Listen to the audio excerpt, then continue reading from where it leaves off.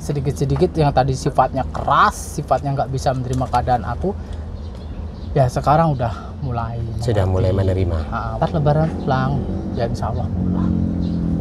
Jadi bagi aku satu tiket gitu ya, bukan masalah ada kutip materi, enggak. Oh, adikku udah bisa menerima keadaanku gitu loh.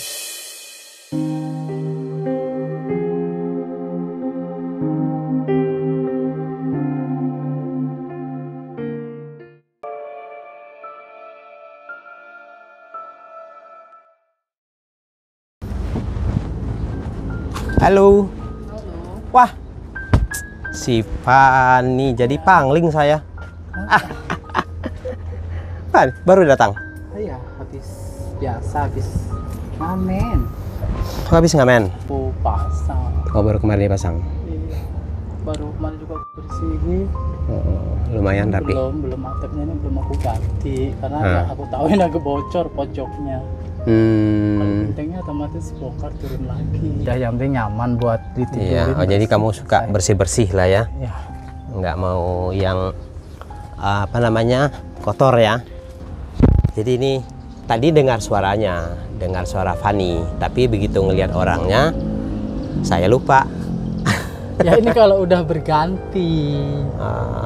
Jadi kalau kamu ngamen tuh begini? Iya, tapi kalau paribasa yang menyangkut untuk individu ataupun formalnya, saya seperti ini. Oh, jadi kalau misalnya ada paribasanya kalau satu event yang berbau paribasa nasional, oh tidak, otomatis saya buka hijab, saya pakai rambut, tergantung dari arahnya kemana dulu. Ini kayak mana fashion show nih paribasanya, otomatis aku pakai rambut. Tapi kalau untuk ngamen, khususnya untuk formal ya aku masih begini. Masih begini? Masih hijab.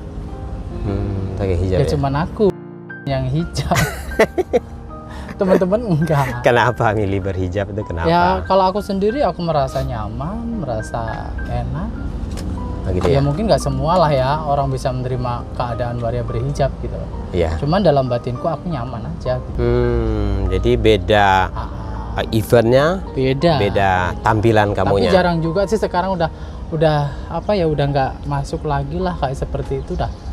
Pikiranku udah berbalik. Ya mungkin yang lebih muda, yang lebih mumpuni banyak gitu kan. Saya kasih kesempatan untuk maju lah. Kita malah dorong gitu loh. Yeah. Kamu bisa, gimana Kak? Saya bilang bisa. Dulu saya juga, kamu sekarang maju, kamu bisa. Kita ada di belakang kalian. Jadi paribasanya jangan khawatir yang Kak saya nggak bisa loh, bisa. Kata saya bisa. Semua itu kan bisa dipelajari. Iya betul.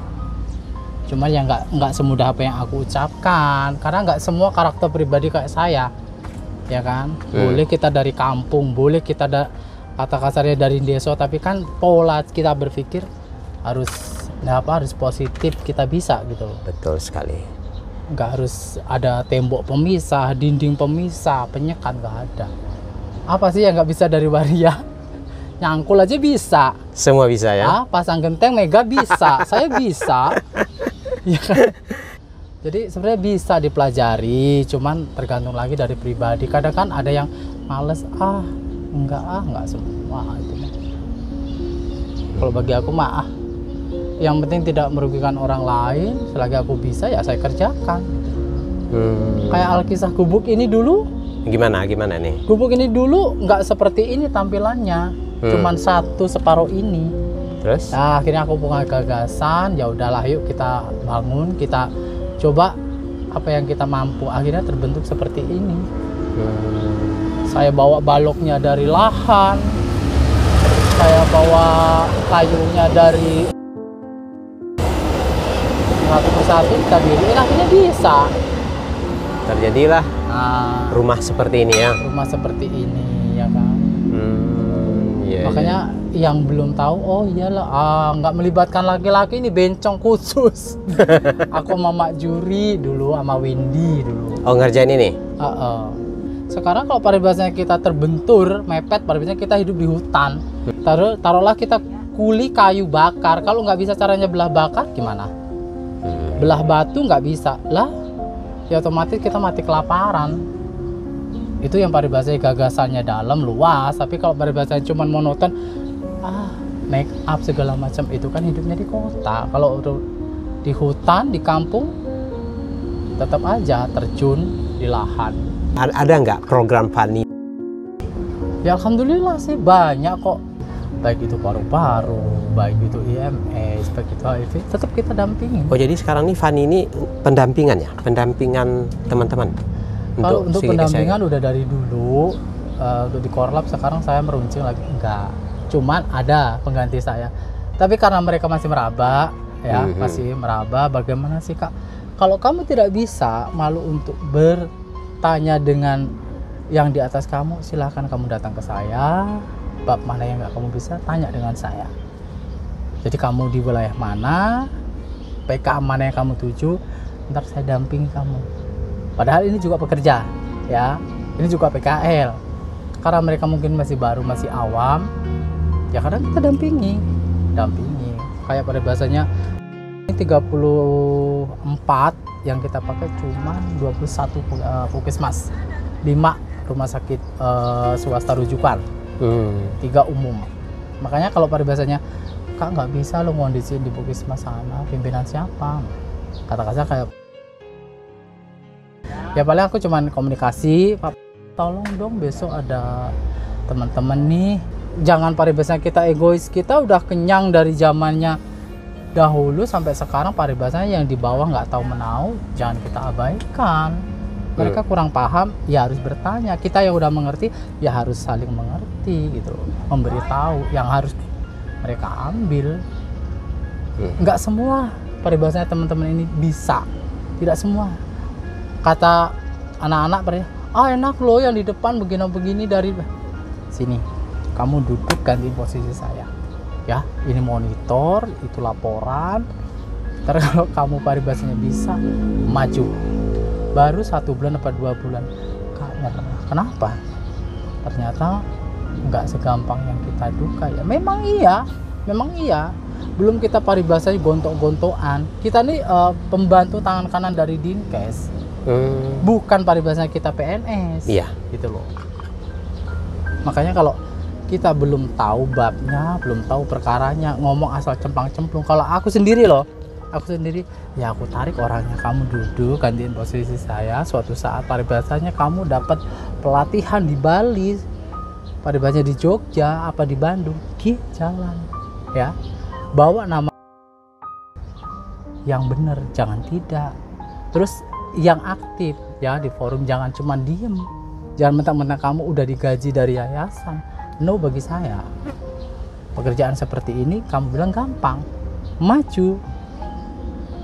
Sampai sekarang cuma 1 atau 2 orang yang bisa. Ini belum waktunya untuk divisi global sih, masih lama. Oh iya, kapan itu? Oh itu programnya berapa sekali berapa? Per 3 bulan. VCT. Per 1 semester kan 3 bulan. 3 bulan ya? 3 bulan. Oh, per 3 bulan trimester ya? 1 semester itu 3 ini bulan. Kapan ini jadwal ke depannya? Masih lama? Masih lama. Masih lama ya? Kalau untuk buka layanan hampir tiap hari ya. Layanan gratis. Oh, layanan gratis. Layanan gratis. Sekarang program dari Kementerian Banten kemarin, apabila mempunyai KTP ataupun KK Banten setiap kabupaten itu gratis. Jadi bagi teman-teman yang paribasanya belum mempunyai KTP ataupun KK di 9 kabupaten Banten ini, ya kalau paribasanya yang mempunyai BPJS free nggak masalah, yang tidak mempunyai itu ya nggak free. Ini kadang sering saya ketemuin seperti itu, sering. Jadi mentok lagi ke saya dan teman-teman gitu kan. Meskipun saya udah nggak tugas di lapangan lagi, aduh gimana dong, nggak punya BPJS Pak, aduh nggak punya, ya otomatis kembali lagi kan. Bahkan dulu aku sempat di internasional dulu kalau nggak salah, bareng Mbak Weni, kita di Bali kalau nggak salah, itu hampir 12 hari PP. Yang kamu cari dalam hidup itu apa? Aku kenyamanan hidup yang aku suka. Otomatis nggak mungkin semua orang suka, ya kan. Dalam keluarga aku aja lah, nggak usah orang lain, keluarga aku aja. Taunya saya laki-laki blegedekan ya, umur 48 setidaknya udah kepala 4, tapi mereka beranggapan saya laki-laki, tapi batin saya tidak. ya kan? Makanya bukan berarti terus lahir dari orang punya, lahir dari orang yang berada, tidak. Paribasanya gini aja, dicukupin materi, tapi kalau ruang gerak lingkupnya dibatasin, bisa nggak? Tidak bisa. Bagaimana kamu menghadapi kontra dari keluarga? Yang ngerasa tidak sukanya cuman aku bilang gini, tidak mungkin kalau paribasa aku dihapus dari tataan keluarga aku, tidak mungkin ya. Khususnya untuk keluarga besarku, aku dihapuskan paribasa dihilang, itu tidak mungkin. Cuman rasa nggak nyamannya mungkin ya, terutama bagi saudara-saudaraku yang paribasa tidak bisa menerima latar belakang hidupku. Aku menyingkapi cuman gampang, ya kan? Aku masih kontekan dengan keluargaku, masih kontekan terutama dengan ibuku ya. Ya kontranya kadang cuman ya aku menyikapi, ya mungkin aku dengan apa ya, nggak ada di rumah, nggak ada di hadapan mereka, itu pasti. Cuman ya kadang nggak sedikit sih, kadang adikku sendiri pulang sih mas gitu kan. Cuman aku nggak mau, masih aku menjaga apa ya, kalau aku begini prinsipku, biarlah aku di negara orang hancur ya, berkeping-keping jadi tanah sekalipun, tapi keluargaku jangan sampai.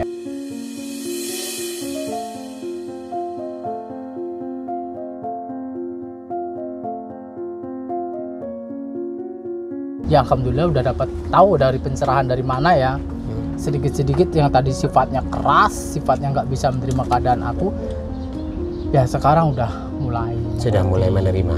Mulai menerima. Makanya dia sering kontak aku, dan ntar lebaran pulang, ya insya Allah pulang. Jadi bagi aku satu tiket gitu ya, bukan masalah ada kutip materi, enggak.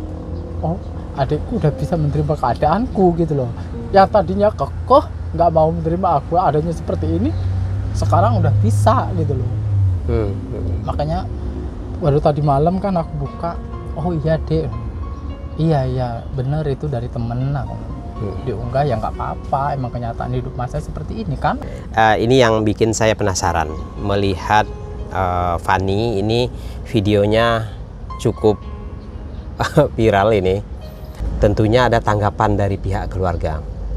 Tanggapannya seperti apa? Kalau keluargaku gini loh, orang aku pertama diunggah itu langsung dari Pekanbaru, Jambi ya, sampai kakakku yang ada di mana, di Gudang Areng,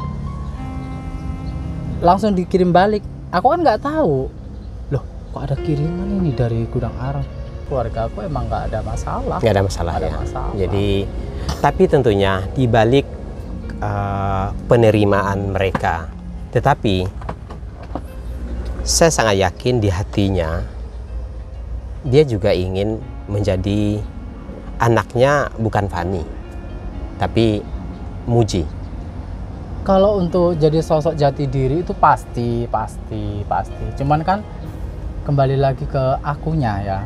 Aku pulang ke rumah nih Pak Katasannya, aku nggak nyaman dengan keadaan rumah ibuku. Bukan masalah paribasanya kiri kanan banyak rame orang, enggak.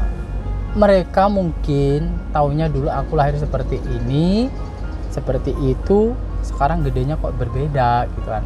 Nah aku nggak mau dong ibuku jadi korban dari paribasa omongan orang. Lebih baik aku undur diri. Layaknya manusia ya, pasti ada keinginan atau keinginan ingin memiliki, terutama tuh kemewahan, punya harta ini itu.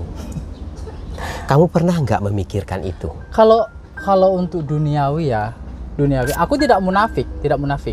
Semua makhluk hidup terutama manusia itu pasti pikiran yang ada di otak pertama itu satu kemewahan, satu mungkin harta benda yang berlimpah ruah ya kan, yang hidupnya serba mapan, serba ada. Tapi kan kembali lagi, uji coba hidup itu membuat aku jadi dewasa loh. Zamannya dulu kalau ditukar dengan sekarang Portut, mungkin tahun 93 94 itu aku udah punya kebun. Cuman kembali lagi, ujian hidup ini sangat berat. Bapak aku harus operasi ginjal ya kan, habis itu adikku harus operasi mata. Coba Saat itu emang ekonomi sangat-sangat susah. Cuman aku nggak mau lah paribasa yang dikatakan anak tidak berbalas budi. Ya aku relakan. Aku mah udah dikatakan udah siap mental. Mau dikatakan saya banci ngamen, dulunya kata kasarnya masuk lah itu dulu. Nasib manusia itu suatu saat pasti akan berubah. Kadang di bawah, kadang di atas. Saya juga introspeksi ya. Orang sekedar ngamen kok hayalannya punya mobil mewah. Hah? Iya kan? Paribasa duit berpuluh-puluh juta. Ya terkecuali kita terampil kreatif mungkin. Ya, merubah nasib itu pasti pengen. Cuman kan nggak spontan, tidak. Betul. Orang aku yang paribasa kasarnya bisa enak sekarang jatuh. Ya untung aja aku nggak depresi, nggak gila, ya kan? Saya masih bisa kok. Aku yakin suatu saat masih bisa kok. Sosok Waria identik dengan kehidupan malamnya. Ya. Nah, bagaimana kamu menanggapi itu? Kalau untuk merubah satu profesi, ya merujuk satu profesi itu sangat-sangat susah. Kalau untuk mengarahkan mereka lebih baik itu pasti ya. Pasti. Cuman kan kembali lagi ke pilihan hidup masing-masing. Kayak aku paribasanya berangkat dari nol, dari DKI, dari notabene ngamen sampai bisa make up sampai ke stylist.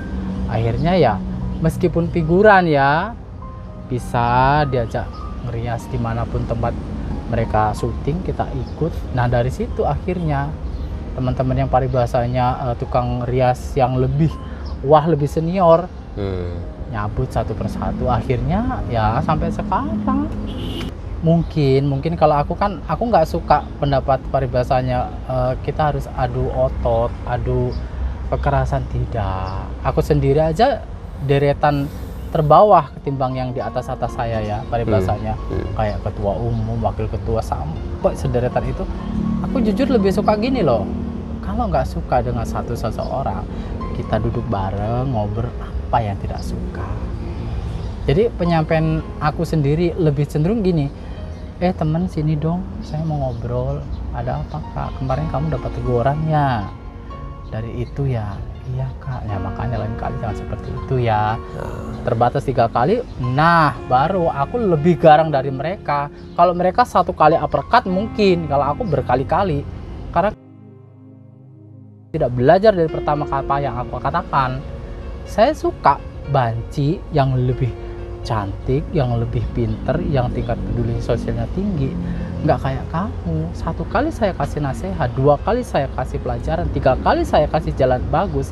Tapi kalau kamu abaikan, otomatis kamu keluar di 1 ya. Andai kata kamu ada apa-apa tidak mungkin keluarga kamu duluan, otomatis kita orang yang maju.